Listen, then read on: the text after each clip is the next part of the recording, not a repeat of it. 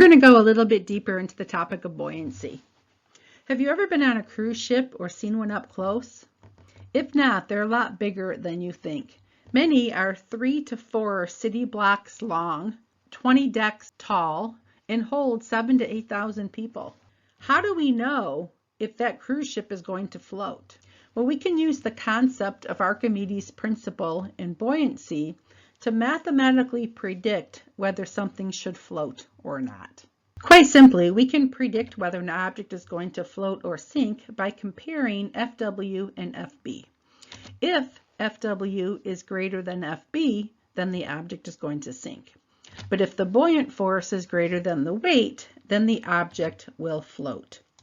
I want to take a minute here just to point out that we can also talk about floating in air, because here we have a boat in the fluid water, and in this example we have a hot air balloon in the fluid air. We can still compare the buoyant force to the weight to predict that this hot air balloon will indeed float. And just a little tidbit, the Dead Sea, which is landlocked between Israel and Jordan, is 8.6 times saltier than the ocean. As a result, objects are very buoyant in the Dead Sea. You can see all the salt. There's no sandy shore, it's a salty shore. You can see someone floating here in the shallower water and someone floating out here in the deeper water. How cool. So once we know something will float, the next question is, how will it float? So let's pretend that we throw 3 objects in a pool: a styrofoam block, a toy boat, and an inflatable raft. All 3 of these objects float, but they float differently in my backyard pool. For example, the first object right here might be the styrofoam block, where it's kind of like sitting on top of the water. Maybe the toy boat is partially in the water and part of the boat is above the water. And maybe the inflatable raft is in the water, but the water is like kind of coming up to the top of it. So all 3 of these objects are floating, but they're floating at different depths or at different heights in the water.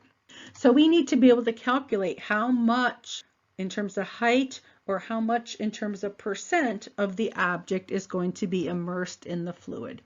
And we do that by remembering that once something is floating, once something has reached equilibrium, meaning it's done bobbing up and down and it's kind of come to rest in its spot, FW will equal FB. Let's look at an example problem related to buoyancy. But first, a little backstory.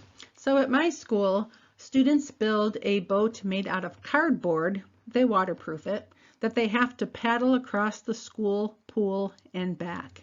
MIT and many engineering programs have students build a boat out of cement that they have to successfully paddle in a lake or in a pond. So this problem sets you up to be able to do that. All right, so it says a group of students build a cardboard boat that has a mass of 60 kilograms. 2 students, who each have a mass of 90 kilograms, plan to ride in the boat. The boat is rectangular shaped, 2 meters long, 1.5 meters wide, and 60 meters. Predict whether this boat will float, and if so, how much of the boat will sit below the waterline. Draw a free body diagram to support your answer. All right, so if I was assigned this project, I want to theoretically know that my boat's going to float before I start to build it. So let's do that. Will my boat float? So we have a simple rectangular shaped boat. So let's start with that. And let's start with the free body diagram. So I'm going to take that boat, let's turn it into a dot, and we're going to have a couple of forces acting on the boat. We have FW pointing down, and we plan to put it in water, which means there's going to be a buoyant force going up. So let's start to calculate that. The weight going down is going to be mg, and so that mass is going to be the mass of everything that is included. So that's the mass of the boat itself plus the mass of the 2 people times 9.8, and we can see that our weight is 2352 newtons. And we'll put that on the free body diagram. All right, when we put it in water, a buoyant force is going to appear. So let's calculate the buoyant force. So the buoyant force is equal to the density of the fluid times the volume of the object times g. So the volume of the object is going to be length times width times height. Because technically the water could come up to the very top, so this is like the maximum volume that we could have. And so the fluid that I'm going to put it in is water, so that's 1,000. I put the dimensions of my boat in, length times width times height. And I am predicting that I have a buoyant force, or calculating that I have a buoyant force of 17,640 newtons. So quite simply, will it float? Yep, theoretically this boat should float by a lot because the buoyant force is way greater than the weight of the boat. All right, so the next thing is how much of the boat will sit below the water line. We're going to be solving for h, and let me show you why.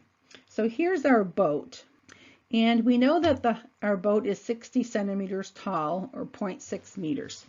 So that's right here, 0.6. But this is going to be the water line, and I want to know what height of my boat is below that water line. So I know I have to get an answer less than 0.6. Since I know that my boat is floating, it eventually is going to come to equilibrium, and when it comes to equilibrium, the weight is going to equal the buoyant force. So the weight is going to be equal to the buoyant force, and the volume again of the object is length times width times height. But this time I'm not going to plug in the 0.6. I'm going to solve for this h. This h is going to tell me how much of the boat is below the water line. So the weight, 2352, I'm just getting that back from part A. Putting it in water, 1,000, 2 times 1.5, and then 9.8. And I find out that h is 0.08 meters. I'll change that into centimeters, 8 centimeters. So my boat is 60 centimeters tall, and only 8 centimeters is below the water line.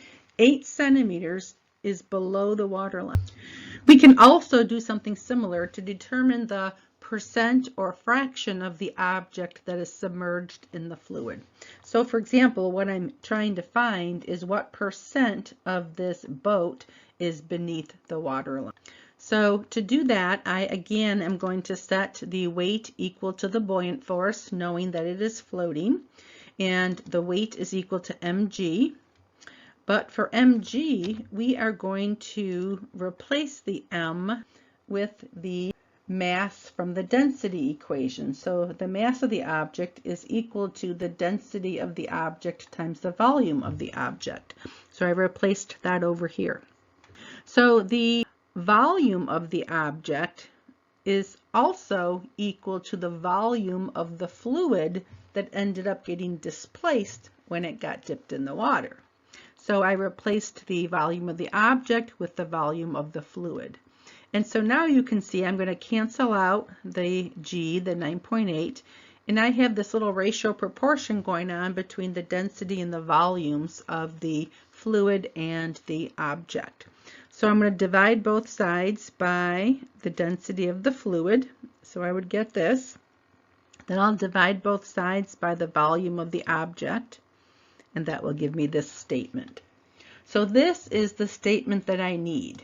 So I'm now just going to take that statement and I'm going to flip it around so that I list the volumes first. So the ratio of the volume of the fluid displaced by the volume of the object as a whole, that is the fraction of the object that is submerged.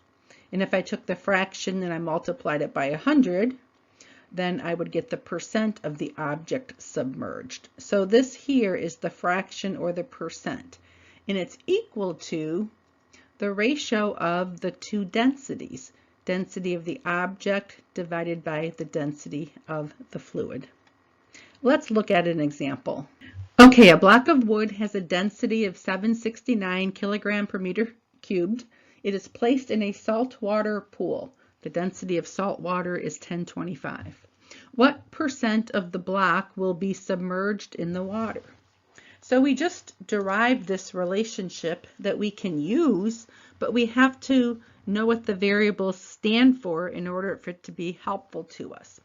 So we know that if we want to find the fraction of this block that's submerged, it's going to be equal to the ratio of the density of the object divided by the density of the fluid.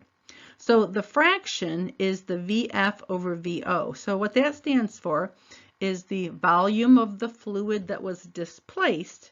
That means the volume that's underneath the water divided by the volume of the whole object. So that's why it's the fraction.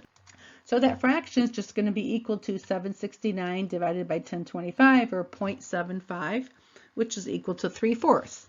So 3/4 of the object is going to be submerged or under the water. What percent would that be? Just multiply it by 100. 75% of the object will be underwater. So in summary, we learned that buoyancy can help us predict if something's going to float, and if so, how it's going to sit in the water. And in terms of the cruise ship, we know that the boat has to displace enough water to ensure that the buoyant force is larger than the extreme weight of the boat. In fact, approximately 40% of a cruise ship sits beneath the water.